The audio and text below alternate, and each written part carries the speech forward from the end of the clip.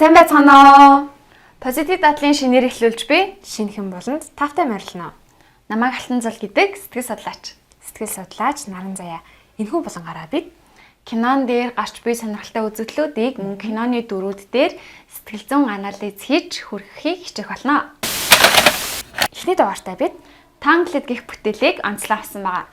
За тус бүтээлийн талаар тавчхан танилцуулах юм бол 2010 онд дэлгэцнээ гарсан бөгөөд Disney кино компани 50 дахь анимашн гэдгээрээ онцлогчтой юм. За энэ киног ерөн бага насны хүүхдүүд гэлтгүй насан турш ч гэсэн маш их үзэх дуртай байдаг тий. Би ч гэсэн ерөн дахин давтаж үзэх маш их дуртай. Яалтчгүй үнэхээр гайхалтай бүтээл.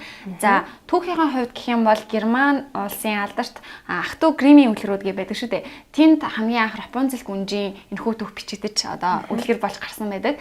Ингээд энэ үлгэр нь ур чагаал өстэй үзэсгэлэнт гүнжийн тухай үлгэр нь орон даяар бүгдээрээ тархсан байдаг шүү дээ. Харин Disney компани энэхүү түүхийг маш сонирхолтой байдлаар замун сэтгэл зүйчдийн хувьд ч гэсэн маш сонирхолтой тим нэгэн үзэгдлийг тусгаж боддоор харуулж чадсан бүтээлийг хийсэн юм аа. Тийм болохоор өнөөдөр бит хоёр та бүхэнтэйгээ Tangled киног ярилцахаар бэлэн болоод байна. За ингээд контентоо эхлүүлэхэд бит хоёрын бодлохоор киногоо үзэж байгаа хавцтай маш олон зүйлийг ажигласан. Тэрний нэг нь болохоор сэтгэл судлалт gaslighting гэдэг нэр томьёо байдаг тий. Тэр gaslight гэдэг нь өөрөө нэг төрлийн хүнийг өөрийнхөө хүснээр байлгаж одоо нэг удирдах гэх юм уу. Удирдах нэг талаараа нэг тийм тарих угаалт гэдэг нэг ярьдэн шүү дээ. Тийм төрлийн эффект гэж байдаг. Тэгээд ялангуяа энэ киноны сонирхолтой нь болохоор Mother Gothel буюу одоо нөгөө Рапунцелийн хойд ээж дээр энэхүү gaslighting-ийн шинж тэмдгүүд маш их хэрэглэж фактээр харагддаг. За ингээд кино руугаа хамтдаа орцгоё. За кино минь эхлэхдээ болохоор нэг ижидтэй цэцгийн талаар гардаг шүү дээ. За энэхүү цэцэн болохоор нэг нарнаас нэг тусал тусаад цэцэг өөр ижидтэй болчдөг.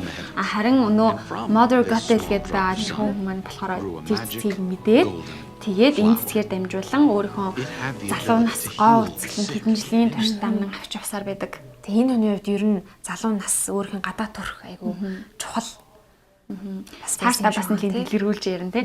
Гэтэл нэг өдөр хааны одоо хатан маш хүн дээр өвдөөд тэгээд тухайн цэцгийг хааны цэгүүд очиод тастаад аваад явчихдаг. Тэгээд одоо нөгөө нэг өөрийнхөө залуу насны дэрвччийг авдаг гэсэн цэцгийг нь аваад явчихсан учраас нөгөө нэг готл маань хааны ордон руу дааж очиод шөнөөр хатнаас төрсэн гүнжийг булгаалдаг. Тэгэхээр тэр гүнжийн нэг онцлог өгдөө тий. Тэр гүнж нь болохоор нөгөө одоо нөгөө ээж нөгөө цэцэгтэй одоо тийм нэг шүүсч гэх юм уу тийм утас шүү дээ. Тэгэхээр үс нь идчихдээ болцсон. Тэгээ тэр үс нь ямар нэгэн байдлаар гэмтэх юм бол готл өөрөө буцаад одоо яг бодит байдал дээр одоо төрх нь орж ирнэ гэсэн үг. Одоо хөшин цагаан үстэй ч тийм үү тийм учраас тэр төрхийг харахгүйгээр өөрийнхөө үргэлж залуу насыг хадгалахын тулд хүүхдийг хулгайлж цамхаг руу авч явдаг байгаа. За ингээд ер нь бол хамгийн сонирхолтой зүйлс эхэлнэ. Тэгэхээр готл өөрийнхөө иргэшэл байлгахын тулд буюу охиныг ерөөхдөө өөртөө хэрэгтэй байдлаар ашиглахын тулд нэг хэрэглэтгүүн болохын тулд ер нь бол аваад явчихжаа гэсэн. Тэгээд Рапунцель маань нийтдээ төрсэн цагаас хойш за нэг ой гар наснаа хавгалахлаа гэж бараг л 18 жилийн турш тухайн цанхагтаа зөвхөн ээжтэйгээ цуг өссөн байдаг. Тэгэхээр нөгөө готл маань Рапунцелийг аваад явчихсан баг. Нөгөө охин маань гайхалтай урчрал өстэй байгаа даа тий. Тэгсэн чинь нөгөө самнаад нөгөө охин ингээд байхаар өснө одоо ичт нь гарч ирсэн ч юм уу. Тэгээд нөгөө готл буцаад ингээд залуу насны дээр ингээд очдог байгаа. Тэгэнгუთ л нөгөө одоо яг ингээд өсөө самж байгаа хэсгэрээ хэлдэж штэ. Гадаад ертөнц бол ингээд аимшигтай, аюултай. Тийм учраас миний охин энд самхагтаа ээжийнхаа дэргэдэл байх юм бол аюулгүй байх болно гэд. Тэгэхээр бүр ингээд багаас нь ахуулаад яг ийм утгатай мессеж буюу хорвоо ертөнц аюултай юм шүү. Чи яг эндээ надтай байх ёстой гэдэг тийм мессежийг байнга өгдөг байсан байна. Тийм зүйлийг байнга ярьж хэлж тэрхэн юм суулгасан гэж хэлж болно. За гэхдээ манай Рапунцель болохоор шөнөөр одоо оддыг шигтэх маш дуртай. Тэр одд нь нөгөө нэг одоо гүнжээ алдсан аав ээж хоёр нь төрсөн өдрөөр нь яг Рапунцельд зориулж буцаад гэртээ ирээсэй гэсэн үгнээс оддыг одоо тэнгэрт хөөрөгдөг. Динлүү юу? Динлүү. Тийм шүү, динлүү. Динлүүнүүдийг хөөрөгдөг байгаа. За магадгүй одоо тэрнийх нь ачаач ч юм уу Рапунцель гадаа гарах хүсэл ч юм уу тий. Тэрийг нь бас маш хөдөөж өгсөн байх гэж боддتي. За энэ дээр дүгнэж хэлэхэд за gaslighting хийж байгаа одоо хүний нэг чухал шинж чанар нь болохоор өөрөө нөгөө нэг одоо тухайн нэг хүнийг те энэ хинч байсан болно. За энэ кинон дээр бол ээж нь охиныгоо удирдах чинь. Бодит амьдрал дээр за энэ багш сурагч эсвэл найз нөхөд тус ярилцаа зүгээр л нэг зүгээр ингээ гадуур явж хат ч гэсэн иймэрхүү одоо тохиолдол маш ихээр тохиолдож байдаг. Тэгэхээр яг нөгөө нэг одоо gaslight хийгээд байгаа нэг хүн байна. За тэгээд удирдуулаад байгаа буюу нөлөөнд нь автаад байгаа бас нэг хүн байна гэж ойлгож болно. За ингээд ярих юм бол gaslight хийгээд байгаа хүн за энэ жишээн дээр л mother gotel гэдэг байгаа тийм Gotel-ийн хувьд болохоор хамгийн ихний шинж тэмдэг нь яг энэ бага насаас нь эхлээд илэрч байгаа. Буюу тухайн хүнийг хүснээрээ удирдахын тулд гадаад орчноос айлах тусгаарлаж байгаа. Тэгээ саяны нөгөө нэг хэлсэнчлэн гадаад орчин бол амар аюу хүмүүс ч гэсэн одоо тийм амар хийжсэн хүмүүс байдаг. Тийм бодит одоо бүх хүмүүсийн хамгаалаа тийм биш байдаг. Тэгээ цамхагт одоо насаар нь тэгэж тусгаарлаж ийн гэсэн үг те ер нь бол тийм яг нөгөө өөрийнхөө одоо хүмүүжлэр өөрийнхөө үзэл бодлыг шууд тусгаж өсгөж байгаа яг энэ дээр харагдаж байгаа. За ингээд дараагийнхаа хэсгийг үзье. За энэ хэсэг дээр болохоор нөгөө Рапунцель одоо ээжигээ шаргал үсээрээ одоо татаж гаргадаг шүү дээ тий. За энэ дээр болохоор хилдэг үг нь юу гэхээр одоо өдрө болгон чи намайг одоо ингээд татаж гаргаад ингээд амар их ядарсан харагдаж юм ч гэдэг юм уу тий. Ер нь л одоо өөрийг нь одоо үргэлж одоо суулгаад байгааг сануулаад хэлээл өөрийнх нь итгэл гэдэг бас нэг юм шүү дээ. Тэмдэг маш их нөлөөлдөг байлаар. Одоо энэ чинь нөгөө өсвөр насаага тийм гол нөгөө багаас нь хаваалал чимэн жахан таргалцгаа да чимэн жахан ядарсан юм уу да ч юм эсвэл ингээл нэг гадаад үзмжийн жоохон өнтгөлсөн маягтайгаар тиймэрхүү шүүмж нэлээ хэлж байгаа энэ дээр бол ажиглагддаг. Oh darling, I'm just teasing. За тэгээд энэ өөрөө бас нэг одоо gaslight хийдэг хүний том шинж тэмдэг. Хоёр дахь шинж тэмдэг гэх юм а тий. Өөрөөр хэлбэл тухайн хүнийхээ үргэлж сул талуудыг сануулж ер нь өөртөө итгэх итгэлт нь нөлөөлж идэг. Өөртөө ер нь итгэлгүй өөрийгөө доогуур үнэлэх тэр одоо нөхцөл байдалд хүргэдэг гэх юм. Тийм. За тэгээд энэ хүүхд юу гэдэг чинь бодит байдал дээр ингээ харангуут насан туршид ч гэдэм үү янз бүрийн байдалд орохоор одоо шийдвэр гаргаж чадахгүй ч юм уу тийм маш одоо эмзэгэлдэг мэдрэмтгий болох тийм өөртөө итгэлгүй болох ч гэдэм үү тийм бас хор уршууд маш ихээр гарч идэг. Хэрвээ нөгөө нэг одоо би жишээлбэл хин нэг gaslight-ийг удирдах гэдэг бол тухайн хүнийг сул дорой гэдэг мэдрэмжээ багаас нөгөө төсөгчих юм бол би чамд туслана одоо чи би байхгүй бол чи байхгүй шүү гэдэг тийм мэдрэмжийг одоо тухайн хүнд өгөх юм бол илүү амархан нөлөөнд нь автдаг яаж болох вэ? За тэгсэн чинь кино маань үргэлжилсэн чинь Рапунцель маань нөгөө нэг өөрийнхөө төрсөн өдрөөр л яг ингээд тэнгэрт одоо тийм үү ингээ нэг гэрэл байгаад байна. Би тэр яг өөрийнхөө одоо удахгүй болох 18 насны төрсөн өдрөөр очиж хармаар байна. Гэтэл ээж нь маш их ууралдаг тий. За тий. Энэ дэр одоо нөгөө алдарт дуу нь явж байгаа хаа. За энэ дуун дээр бол ерөнхийдөө бараг gaslight effect юм баг. Их шинж тэмдгүүд маш ихээр илүүдэг. Гарч идэг. Тодор ажилладаг тий. За одоо ингээд харах юм бол эвдэх чинь үсэнлээ хэлбэ. Утга нь бол ерөнхийдөө тий одоо нөгөө нэг бас л өмнө нь ялчижсэнчлэн гадаад орчин чиний төсөөлж байгаа шиг тийм амархан зүйл ерөөсөө биш ээ. Чи өөрөө хитрхи одоо хүчгүй хэврэг сул дараа байна. Гэтэл яг үнэндээ ээж нь ингээд чамдыг үннийг хэлээ. Хүрэл одоо яг гадаад ертөнцид бол бодит байдал дээр тийм аимшигтай ирчүүд маш их байдаг, араатай амьтд маш их байдаг. Тэгэхээр хаасайгүй аюул байдаг. Чиний гахалтай уртсыг чинь тасдаж авах гэсэн хүмүүс ч гэсэн байх бол ингээд ер нь нэг юм бас аюул цаналт хийлэл бол байсаа байг юм аа. Энэ дуу бол харуулж байгаа. За тийм энэ болохоор шинж тэмдэгтэй бас аюул төстэй тийм. Also large bugs, men with pointy teeth, and stop no more, you'll just upset me. Mother's right here. Mother will protect you. Darling, here's what I suggest. Skip the drama, stay with Mama. Mother knows best. Mother knows best. Take it from your mumsy. On your own, you won't survive. Sloppy, underdressed, immature, clumsy, please. They'll eat you up alive. Gullible, naive, positively grubby, ditzy. За тэгээд ерөнхийдөө эндээс харах юм бол 3 дахь шинж тэмдэг нь эхний тааж байгаа төсөө сонсож магадгүй. Гэхдээ гадаад орчноос бүрэн тусгаарлаад яг нөгөө одоо бодит байдлыг гуйвуулж тэр хүнд ойлгуулж байгаа. Өөрийнхөө хүсэл нийцүүлэхийн тулд. Тэгээ энэ дуун дээр бол угаасаа ингээ харж байгаачлан бүр гарч байгаа. одоо ингээ бас сонирхолтой үзэл гарчиж байгаа юм л да.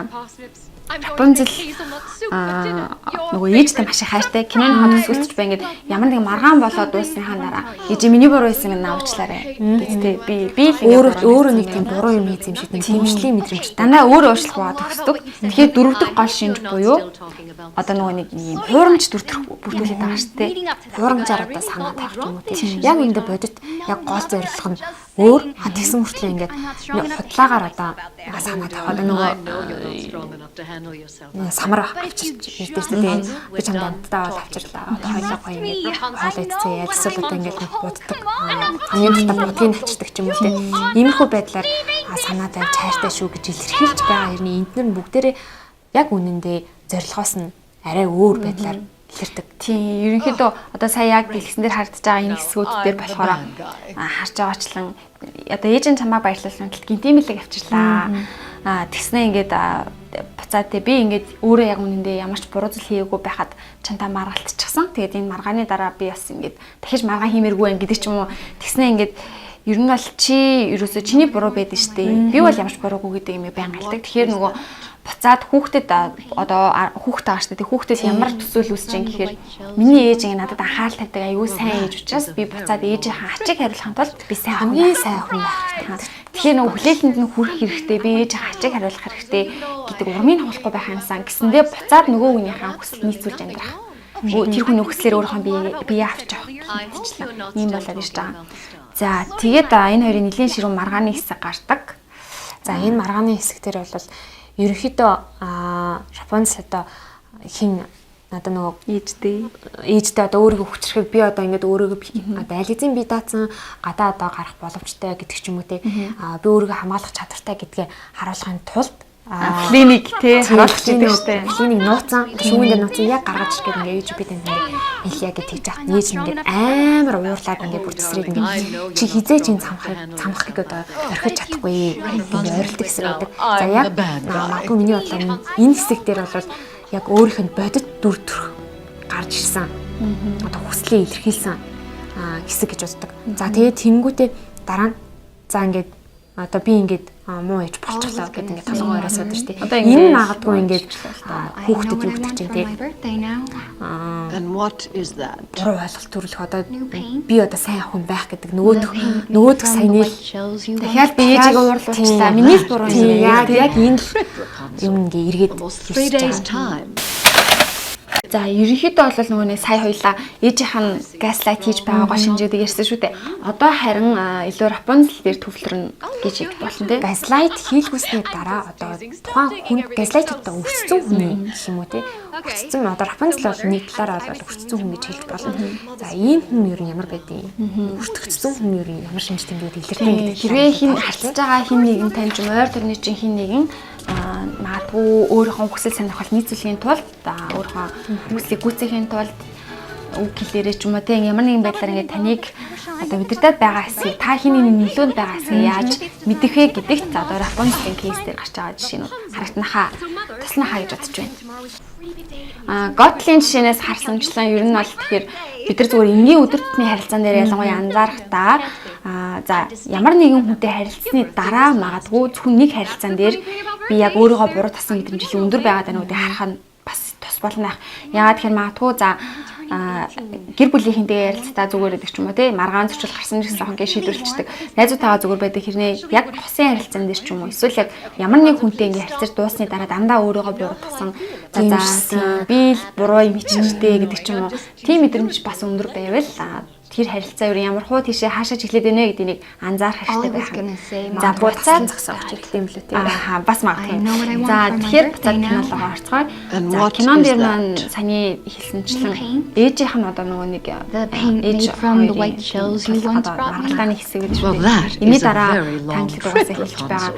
Almost 3 days time. Ер нь л ойлгоод за би өөрөө яаж би бол ингээ гаднаас хүн дээрээ ороод ирэхэд өөрөө хамгаалах хэмжээний болцсон гэдгийг ээжтэй батлахыг хүссэн ч гэсэн ээж бол имээс сонсгүй мэнаа.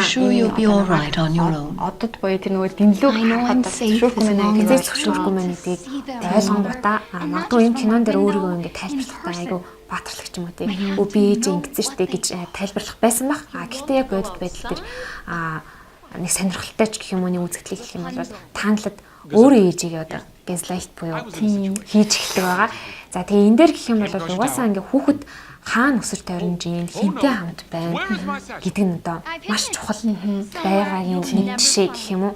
Тэгээ нөгөө яагаад gaslight хийж ингэж ярьж байна гэхээр одоо яг кинон дээрээс хэлж байгаа шүү дээ. Ижээ би яг үнэндээ ерөөсөө нөгөө оддын талаар ч юм уу тэгээ дэмлүүний талаар ярих гээгүй маа. Би ингээд хан дээр зураг зурсан надаа бодог байхгүй. Та надад тэр бодгийг аваад ирэж гэтэл нөгөөтэн 3 хоног ч юм уу хол явах тийм бодог байдаг те. Тэгэхээр нөгөө өөрөө ч мэдлгүйгээр нөгөө одоо энэ Рапунцель маань багасаа мэдээж өөр одоо үлээ дөрөөл авч суралцсан хүн бол яг 3-4 наснаас хойш ч юм уу те байгаагүй учраас ээжигээ хааж ээж нь өөртөө яаж харилцаж байна. Зөвхөн тэр харилцаар хорвоо ертөнцийн харилцааг магадгүй төсөөлж өгсөн байж болох. 18 нас гэдэг бол өөрөө бас нэлээд өсвөр насны үеийн учраас том болцсон бас яг бие хүн бүрэлдэж нэлээд тогтож эхэлж байгаа тийм бас шүү дээ. Тэгэхээр яг өөрөө магадгүй мдээгүй гэхдээ gaslighting хийсэн яг тийм жоохон дуулаа намсаж байгаад ээжтэйгээ ярьж байгаа нь тэгээд өөр шалтгаан гаргаж ээжигээ хол явуулах шийдвэр гаргаж байгаа бас. Энэчнээс бас ингээд харах юм бол gaslighting хийж байгаа хүн заримдаа өөрөө ч мэдлгүй хин нэгэ gaslight хийсэн байх боломж маш их өндөр байдаг. За тэгээд энэ ч гэсэн одоо найзууд хоорондоо ингээд харилцаж байгаа нэг найзаагаа gaslight хий гэж бодоогүй юм хийсэн байх боломж бас байдаг шүү дээ. Тийм бас байдаг юм. Тэгэхээр одоо юу гэдэг чинь хин нэний шууд буруутгах гэхээсээ илүүтэйгээр бас юм байдгаа гэдгээ ер нь ярилцаж авах хэрэгтэй юм байна. За кинон дээрээ өршлөлөд ярихад за Рапунцелийн бас нэг gaslight хийж буй хэсэг нь Флин дээр бас тодож хэлэгддэг тийм шүү дээ. За ээжигээ ясны дараа ер нь шууд шийдчихдэг. За ерөөсөө би одоо ээжээсээ зөвшөөрөл угаасаа авах юм байна. Тэгэхээр яг энэ хүнийг одоо энэ хүнд итгээд ерөөсөө яваа. Тэгэхээр яг одоо энэ сте дээр нэг чи миний хөтөч болоод намайг хүргэж өг гэж байгаа тийм. Тэгэхээр нэг талаараас нөгөө нэг одоо ээжийнх нь за чадварч гэх юм уу тэр нөгөө нэг тэр нэг чадвар ч юм бэ те одоо хүнтэйгээ negotiate хийгээд өөрийнхөө хүслийг биелүүлэх ч юм уу төрөлцөө их тал дээр бол за би чиний тэтмич аваад нууцсан чи бол юусоо хийх юм болохгүй хамгийн чухал нандин зүйлээр нь одоо харьцаалах юм уу тийж өөрийнхөө арганд оруулах. Тэгэхээр яг хаа энгийн санагдчихж магадгүй зүгээр нэг Google-ийн хэрэгний сонирхолтой гэж магадгүй. Гэхдээ би тэрийн нүдээр л харахад ээжээсээ нөгөө суралцсан gaslighting-ийн харилцааны суралцсан тиймэрхүү зан үйл тиймэрхүү харилцааны хэв загвар бас яг энэ дээр хөрхөн ажиглагдаж байгаа юм шиг санагцсан. За ингээд Рапунцель маань одоо ингээд өөрийнхөө хүслийг биелүүлээ цанхаас ингээд гараа явж байна. Хит асрахтаа өгн бууж байгаа юм тийм гэсэн чи. Тэгээ ингээд бүх юм амар шин санагдаж байгаа байхгүй энэ хүний хувьд ингээд үсэн дээр гიშгэх одоо ингээд бүх юм лугаа дан эргэн тойрон лугаа ингээл ажиглал хараал те. Гэтэл төд удалгүй үлээд хэлсэн. Тэгэхээр энэ дээр нөгөө нэг энэ аюу хөвчлээ. Нэг бол баярлаа. Нэг бол гониглал, нэг бол өөрийгөө буруутгаад тийм гол наанамгүй бүр флим ингээд хараа зогсож байгаа бүр ингээд гайхсан те. Юу болоод байгаа гэдэг. Тэгэхээр яг нөгөө нэг энэ бас дараагийн битээр нөгөө хацалж харсан нэг хэсэг нь яа тэгэхээр нөгөө нэг шийдвэр гаргаад одоо өөрийнх нь амьдралынхаа хувьд Рапунцелийн хувьд хамгийн том шийдвэр шүү дээ тий. Ингээд ээжийнхаа үгнээс зөрөөд шинэ ертөнцлөө танихгүй нэг дагаад гарч ингээд чинь. Тэгээд яг энэ явцад бол үнэхээр одоо ингээд mood swings гэх юм уу одоо нэг дэш болол сэтгэл хөдлөлийн хувьд emotional сэтгэл хөдлөлийн хувьд болохоор энэ хилийн хэм салгатаа авч эхэлж байгаа. Тэгэхээр гаргасан шийдвэрийнхаа дараа сэтгэл хөдлөмд нь хөтөргөө болоод тухайн шийдвэртээ харамсаад би зөв юм ч үү буруу юм ч үү.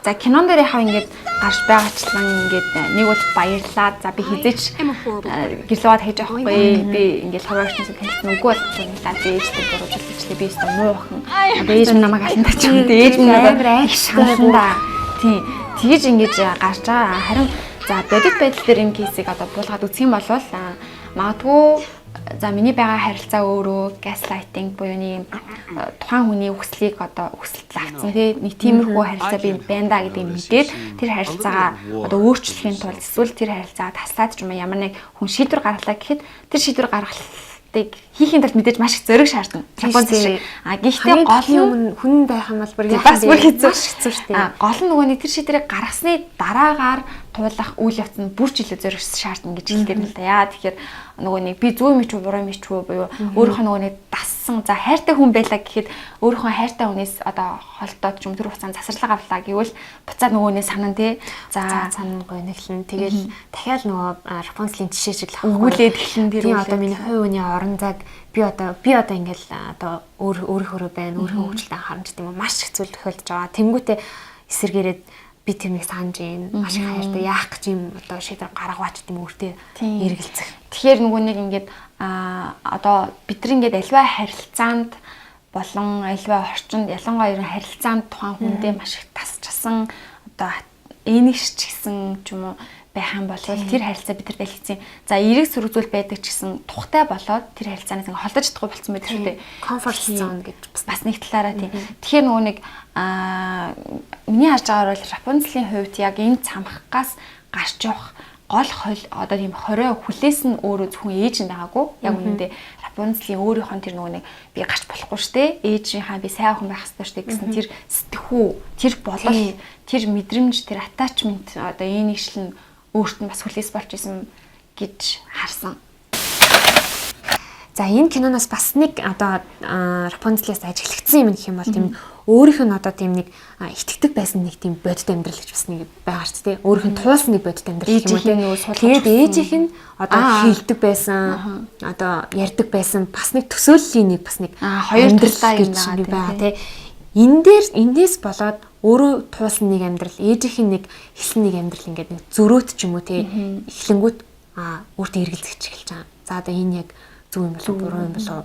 Ер нь ээжийн хэлдэг зүйл үнэн байсан юм уу? Тэ. Эсвэл ингээд яг би яг ээжийн хогонд орохгүй яваад байгаа зөв юм хийгээд байна уу үгүй юу гэдэг тийм эргэлзээ үүссэн. Шийдвэр гаргалтанд ч гэсэн эргэлзээ. За тэгээд явж байтал нь одоо нөгөө нэг энэ кинон дээр яхаарахгүй Рапунцель нэг аялалд гарахдаа өөрийгөө олж нээж танин мэдэх аялалд гарсан төдийгүй бас нөгөө ээжээсээ гадна анх удаа үнтэй харилцаж байгаа би Flynn Rider гэдэг энэ залуутай харилцаж гисэн. Энэ харилцаа бас Рапунцелийг яг үнэн илүү ойртуулж тий яг энэ одоо нөгөө эмгийн хүний харилцаа бас яг ямар байж болсон юм гэдэг тэр юуг аягүй сайн гаргаж өгсөн.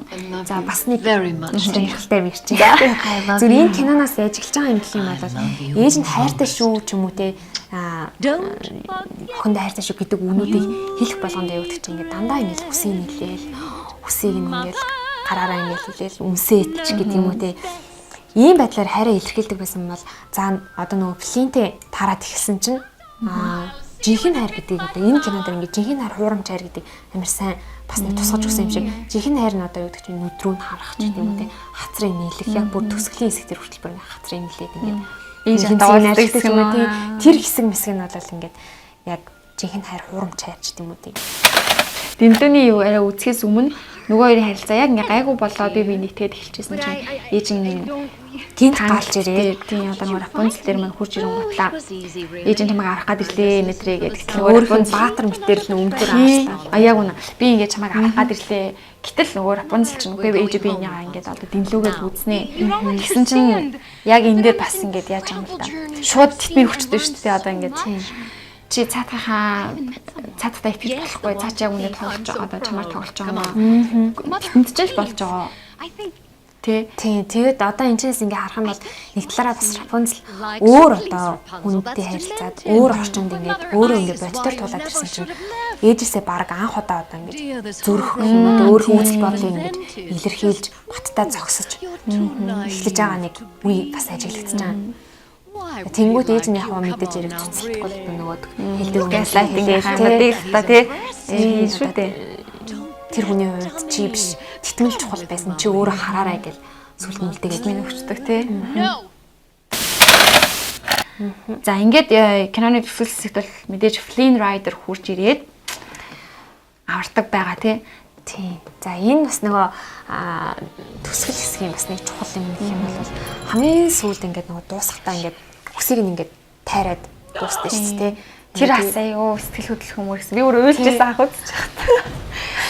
Тэр хэсэг дээр бол ерөнхийдөө л одоо Flynn одоо өөрөө ингээд маш сайн ажилласан байгаа. Тэгээ энэ хүний одоо жинхэнэ одоо ац жаргалч юм уу тий одоо өөрөө гэх юм тий одоо дотоод бие юм гэж ярьдаг тий гоо үсгэл нь хөтлөгдөд байгаа зүйл нь одоо өөрийнхөө хүснээрээ байхын тулд өснээс нь болоод байх шиг байна.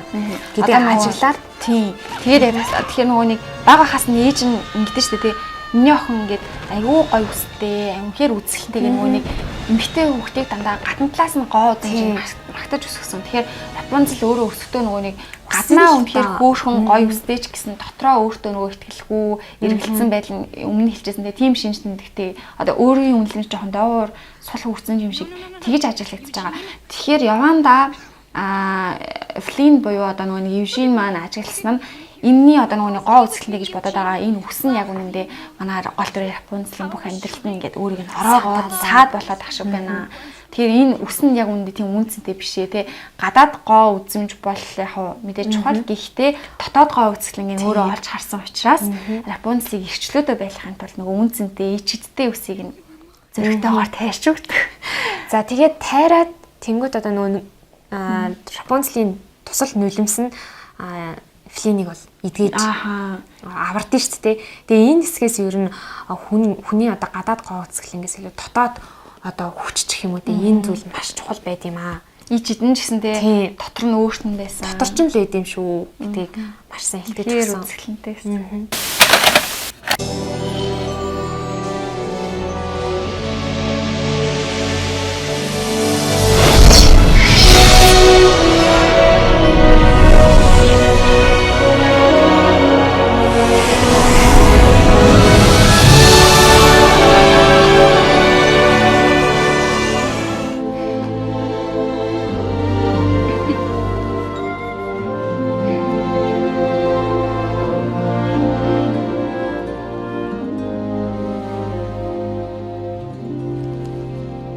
За тэгээд одоо ерөнхийдөө өндөрлөе. Тэгэхээр Викторийн өнөөдрийн хүргэсэн анхны одоо дугаар маань та бүхэн таалагдсан гэж итгэлтэй байна. Санал сэтгэлээ комент харангуй бичиж үлдээгээрэй. Дараагийн дугаарт магадгүй те ямар кино сонсохыг хүсэж байна. Тэргээ комент хэсэгт харамсаж авч өгөөрэй. За ингээд энэ хүртэл бидэнтэй хамт байсан танд баярлалаа. Өдрийг сайхан өнгөрөөрэй. Дараагийн дугаараар уулзлаа түр баярлалаа. The kingdom rejoiced, for the lost princess had returned. The party lasted an entire week, and honestly, I don't remember